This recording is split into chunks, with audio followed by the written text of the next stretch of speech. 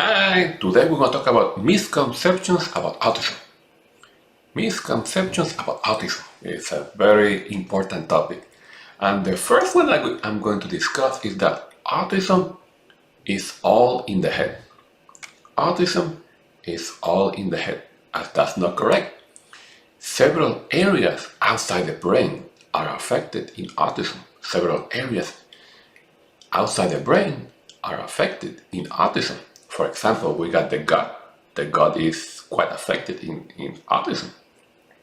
We had mitochondrial issues with the mitochondria. That's an organelle that helps with the production of energy and affects like the muscles. And that's also affected in autism. And multiple deficiencies of nutrients, for example, vitamin D, vitamin A, and zinc. These are all crucial for thyroid function. If they are depleted in autism, then you're going to have difficulties with your thyroid function. And if you got difficulties with your thyroid function, then your brain function is not going to work properly. So as you see, even simple deficiency can affect your thyroid, and then your thyroid will affect your brain function. So autism is not all in the head. That's the first misconception. The second misconception is that autism is all in the gene. So that autism is all in the genes. So the genes are, the primary cause of autism, and that's not correct. That's not correct. Even to the fact that 80% of children with autism, they don't have issues with the genes. So that the genes are fine in 80% of children with autism. So as you see, the genes are not, like the main factor for autism. But I want to mention that this is an empowering statement, because that means that you can do many things to benefit children with autism. You can do exercise. You can improve, food and nutrition. These are all aspects that you can get better at it, and then they can improve.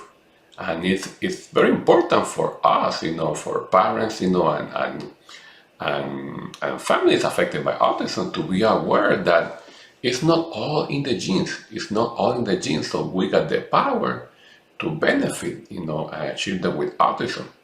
And let me go with the third one. And the third one is that the third misconception is that the gluten free, casein free diet is not helpful or beneficial in autism. That the gluten free, casein diet is not beneficial or helpful in autism.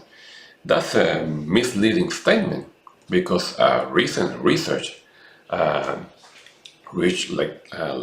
they found out that gluten free, casein free diet helps pretty significantly in behavior and improve cognition in children with autism. That means a gluten-free, casein-free diet can improve behavior and can increase cognition in children with autism. So that is empowering, and so I'm gonna talk about a little bit about gluten and casein milk, and why they can benefit, why avoiding them can benefit children in the spectrum. Well, let's start with gluten. The issue with gluten is that gluten makes your gut more permeable. Permeable means some people mention like a leaky gut or leaky gut. That means that your gut cells are more open and will allow bacteria or other substances to get into your system. So you got bacteria in your gut, and you got other substances, other foods that are not adequately broken down, and they are going to enter the system. And the issue with that is that that's going to increase inflammation, because the immune system will see that and say, "Whoa, something strange is here," and it's going to attack these substances, and that will increase inflammation. And anything that increases inflammation will affect behavior in children with autism, because children with autism They got high levels of inflammation. So anything that will increase inflammation will affect behavior in children with autism.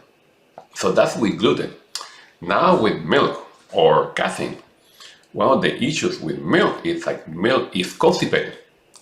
And one of the big issues in autism is constipation.